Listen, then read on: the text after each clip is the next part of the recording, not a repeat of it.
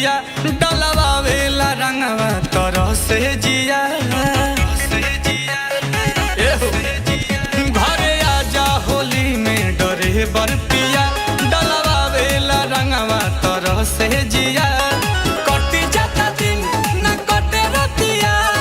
कटी जाता दिन न कटे रतिया काहे लइलो बियाही के तू डोलिया में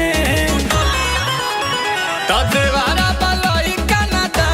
के डाली रंग चोलिया में के डाली रंग चोलिया में अरे देवारा बलई कनादा के डाली रंग चोलिया में के डाली रंग चोलिया में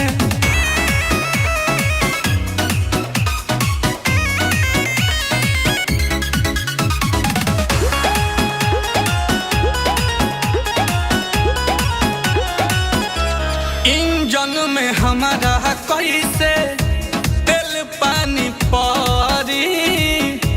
ठीक से फिनिशिंग सारा बीसिंग के करी इंजन में हमारा कैसे तेल पानी परी ठीक से फिनिशिंग सारा बीसिंग के करी बटेला सबत बानी रहू रहू पर बटेला सबत बानी रहू रहू पर बहे फगुनी बयार इहा टोलिया में अरे देवारा बलई के डाली रंग चोलिया में के डाली रंग चोलिया में अरे देवारा बलई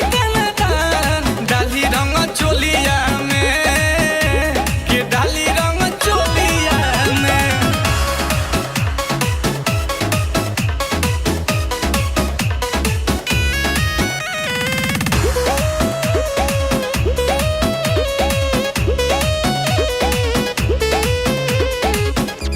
नील कमल हाँ कहतारा दूसरा के गाड़ी आ घर के सफारी हवा होता कबाड़ी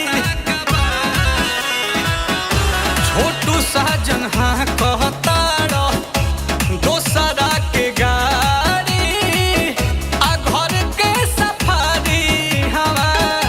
होता कबाड़ी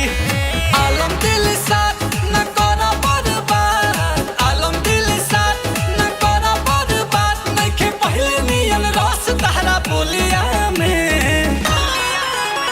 त